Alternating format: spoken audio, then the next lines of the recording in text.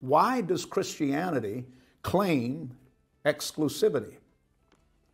Because if you know anything about the Bible, if you know anything about the history of Christians, the Bible tells us in the book of Acts, in the 17th chapter, that the followers of Christ or the disciples of Christ were first called Christians in Antioch. And Christian from the original and back to the days of Antioch was not really a kind title. It was almost given in a racial slur, and it simply meant a follower of Christ, but they didn't mean it in a kind way. They meant it in almost a cultic way. They were first called Christians in Antioch. And the question is, why does Christianity claim exclusivity? And this is the angry attack. Listen carefully. This is the angry attack that is most frequently leveled against Christians and evangelicals on every secular university campus, those who sit at the tables of academic debate, and on every platform of social media that you'll ever utilize. This is the angry attack that is leveled against Christians and against the view of Christianity. They almost, at times, I've heard different ones, and I'll not mention names, on various tables of debate, get so angry their head is just, you can see the veins in their face, and they're just absolutely livid, talking to the Christian at the table. How could anyone with any level of education, any level of reason, any level of common sense make the statement that Jesus Christ is the only way? That is an idiotic, exclusive claim, and no intelligent person should ever say such. And that is the angry attack that you'll hear over and over and over leveled against the Christian faith. And the question might be asked, well, how do we answer our critics, those of us that are considered Christians or evangelicals? How do you answer that when people angrily point their finger at you? And some of you have encountered that, maybe at a Thanksgiving table or at a family picnic or some type of gathering or in the workplace. You have been accosted by someone and cornered, and the anger that comes out and is spewed almost in venom-like words. You claim Jesus is the only way. No person should ever make such a claim. Well, how do we answer that? It's actually quite simple, because the fact of the matter, don't miss this, the fact of the matter is that exclusivity could be leveled against every world religion. But I rarely, if ever, hear that leveled or attacked or prodded other than when it comes to those who espouse the Christian view. One notable apologist stated, quote, "The truth is that every major religion in the world claims exclusivity, and every major religion in the world has a point of exclusion," end quote. For example, the major religions of the world, Hinduism. Hinduism claims exclusivity, not just Christianity. The attack is always leveled at Christianity. But don't miss what I just said. Every major religion in the world claims exclusivity. Hinduism claims exclusivity. Hinduism, by the way, is one of the world's oldest religious systems. And if you've done any study or you've taken any courses in college or seminary or Bible college, as I have, world religion studies, Hinduism does not apologize for the fact that they are exclusive. And then the major world religion of Buddhism, it claims exclusivity. And I'm not going to take the time to give you a world religion course, but if you're not aware of this fact, Buddhism actually was carved out of Hinduism. There were those who rejected Hinduism, and their rejection, and in particular, two things caused them to birth, and we're talking about centuries and centuries ago, Buddhism. Buddhism was born out of the rejection of two dogmatic claims of Hinduism. Buddha rejected the authority of the Vedas, and Buddha rejected the caste system of Hinduism. Now, some of you perhaps have never heard the word Vedas. The Vedas are simply a volume of religious texts originating in ancient India, and these texts constitute the oldest layer of what is called Sanskrit literature and the scriptures of Hinduism. And so Buddhism came out of Hinduism by the rejection of those two dogmas and is one of the largest religions in the world. And Buddhism, like Hinduism, claims exclusivity. And then Islam. I think most of us that know anything about the Muslim faith and Islam, it most certainly claims exclusivity. Islam is strictly monotheistic, one God. And it rejects every contradicting worldview. There is no open forum of debate at the tables of Islam. And they also reject the divinity of Christ, and they also exclude Christianity, to put it mildly. And then speaking of major world religions, Judaism. Judaism is also exclusive. It claims exclusivity. And in the Handbook of Today's Religions, which is an interesting read if you want to take the time to write that down, not everybody would enjoy that book. Some of you will enjoy that book. It was written by Dr. Josh McDowell and also by co-written Don Stewart. It's called The Handbook of Today's Religions. And in that book, there is much information on the similarities of Judaism and Christianity. Let me just read a portion out of that book that I think will be helpful today with our particular discussion on Do All Roads Lead to Heaven. Dr. McDowell said, quote, "It is to historic Judaism, the Judaism of the Old Testament, that Christianity traces its roots. Christianity does not supplant Old Testament Judaism. It is the foundation and the fruition of Old Testament Judaism. One cannot hold to the Bible, Old and New Testaments, as God's one divine revelation without also recognizing and honoring the place God has given to historic Judaism." And so the notion that historic Christianity is the only religion that claims exclusivity is therefore incorrect.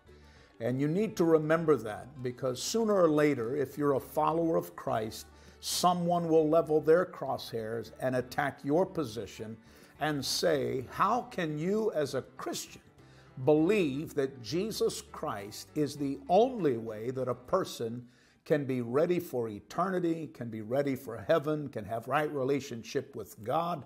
How can an intelligent person claim exclusivity? And the answer to that is an unfair accusation. Listen very carefully. The very nature of truth is exclusive. Write that down. The very nature of truth is exclusive. For example, 1 + 1 = 2 is a mathematical equation that never changes. 1 + 1 = 2 is truth. And the answer being 2 is exclusive by the very nature of truth. I know that's a very primary illustration, but I hope it will take you a little deeper in the point that I'm trying to make. Let me say it again, don't ever forget it. The very nature of truth is exclusive. And so when people say, I can't believe that evangelicals or Christians or those of you who believe in Christ or followers of Christ, I can't believe that you hold to an exclusive view that your truth is the only truth. And the answer to that is every major religion in the world claims exclusivity. So why is it that Christianity is singled out among all world religions and attacked for its position of exclusivity? Well, I think most of us know the answer to that. Lastly, and I'll close with this, did Jesus Christ really claim to be the only way?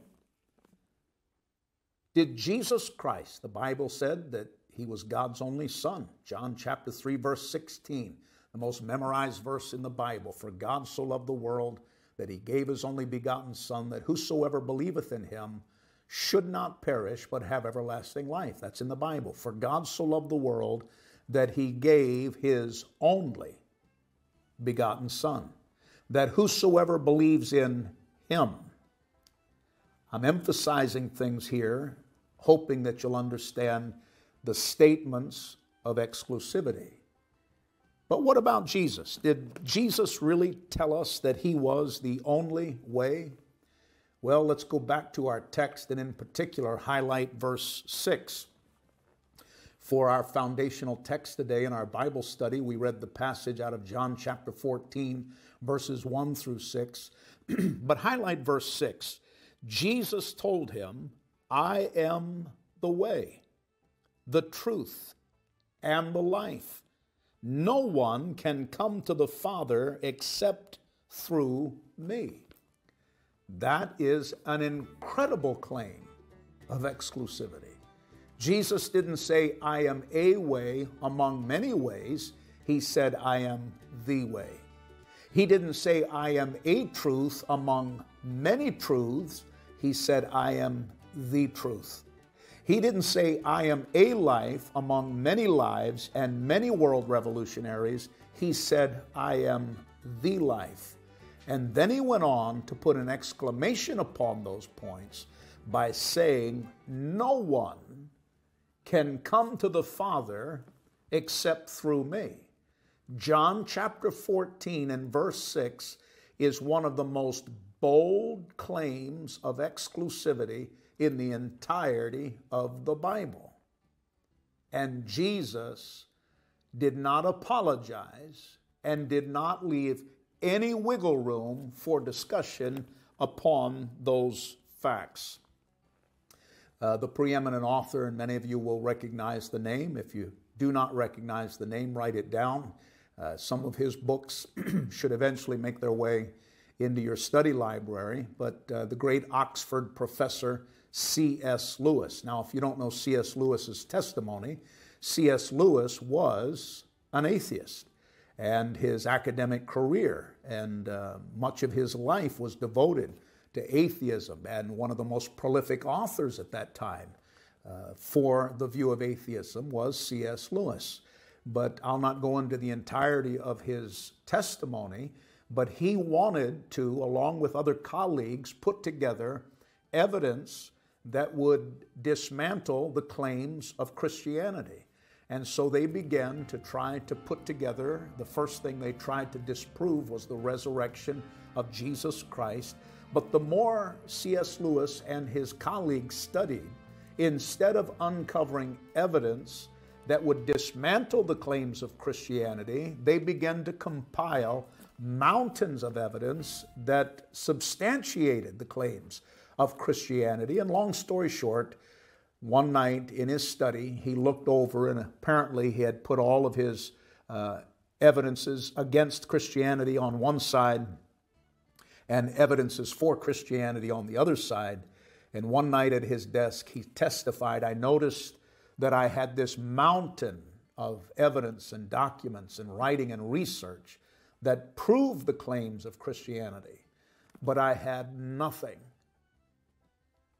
that dismantled the claims. And he got down on his knees and that night received Jesus Christ by faith as his Lord and as his Savior. And one of his famous, perhaps most famous books was a book entitled Mere Christianity. I believe that was published in 1952. And if you want to write that down, C.S. Lewis, 1952, Mere Christianity.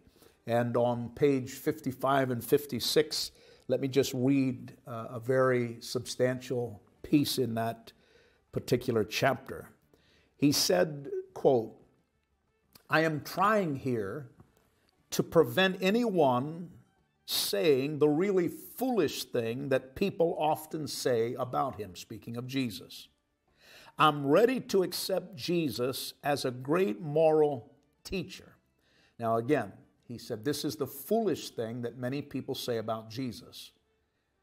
"I'm ready to accept Jesus as a great moral teacher, but I don't accept his claim to be God. That is the one thing we must not say. A man who was merely a man and said the sort of things Jesus said could not be a great moral teacher. He would either be a lunatic on the level with the man who said he is a poached egg, or else he would be the devil of hell. But you must make your choice.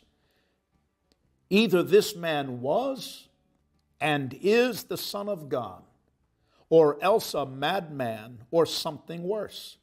You can shut him up for a fool, you can spit at him and kill him as a demon, or you can fall at his feet and call him Lord and God. But let us not come with any patronizing nonsense about his being a great human teacher. He has not left that open to us, and he did not intend to." End of quote. Very powerful, as is the entirety of that book, Mere Christianity, by C.S. Lewis. For you see, the claims of Christ and all New Testament theology are diametrically opposed to pluralistic contentions that all roads lead to heaven. I want to say that again because it's very important, concise but weighty. Everything that Jesus claimed, as well as all that is supported in the New Testament, is diametrically opposite of the view of pluralism and its contentions that all roads lead to heaven. When Jesus Christ stated, "I am the way to heaven," if he knew that there were another way to heaven, he would be a fool to die on the cross. Think about it. If Jesus, being the Son of God, whom he claimed to be, the only begotten of the Father, if Jesus made the claim that "I am the way to heaven," but knew that there were other ways to heaven, and still went to the cross to die and to be tortured and to take pain perhaps like no other type of torture can inflict, he would have been a fool. The cross shouts out, pluralism is false. Let me close this study by reminding you that I'm perfectly fine. When I say I'm perfectly fine, I understand that not everybody can accept this. It saddens my heart because I think that many of the people who have rejected the exclusivity of Christ, if they'd be honest, have done little to no study. Many of them are simply regurgitating things they've heard around the water cooler at work, or things they heard as young, vulnerable minds in an academic classroom, things perhaps some liberal, atheistic, or agnostic professor put into their mind and had them write papers on. But as far as taking a portion of life to do equal and fair research, very few people have done that. Let me give you an example. My son reminded me of this just days ago. I was on a plane one time, and I almost always, and when I say almost always, almost without exception, in my carry-on, I have my Bible. I usually have a way of taking notes and studying.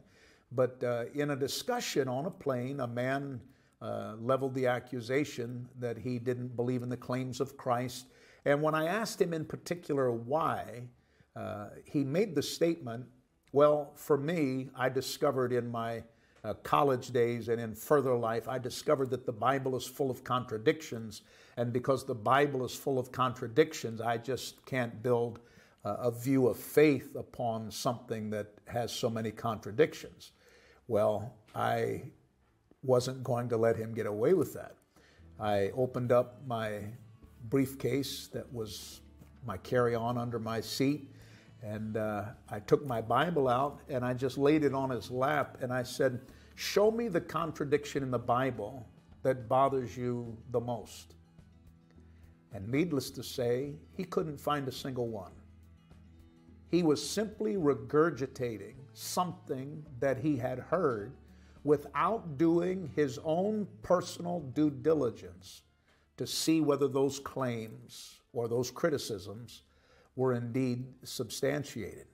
Some of you that might be listening today, you have been caught in the tidal wave of liberal academic view that there is no God, there is no truth, there is no relative moralism, and on and on and on. Của dao động 1 là độ lệch cực đại như vậy từ đây đến đây, cũng như từ đây đến đây. Được chưa?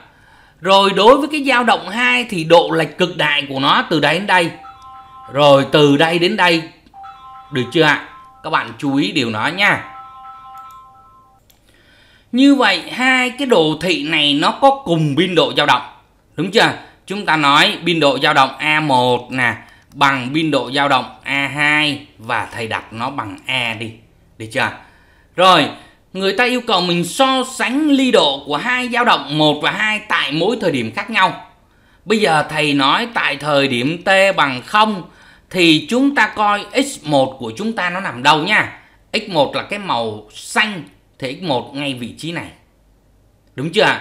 x1 tại thời điểm T bằng 0 đây thì x1 ngay đây. Còn x2 của chúng ta nằm ngay đây, tức là bằng trừ A. Như vậy x1 bằng 0, x2 bằng trừ A. Được chưa? Rồi tại thời điểm T bằng delta T. Delta T là ngay vị trí này nè các bạn. Ngay vị trí này đây. Thì chúng ta sẽ suy ra được x1 của các bạn đây. x1 của chúng ta thời điểm delta T đây, x1 nó nằm ngay vị trí này, đây chiếu vào nó là biên. Như vậy x1 bằng A. Nhưng x2 của các bạn coi tại thời điểm delta x2 nó nằm ngay vị trí màu đỏ này luôn. Như vậy ngay vị trí biên luôn, x2 bằng 0.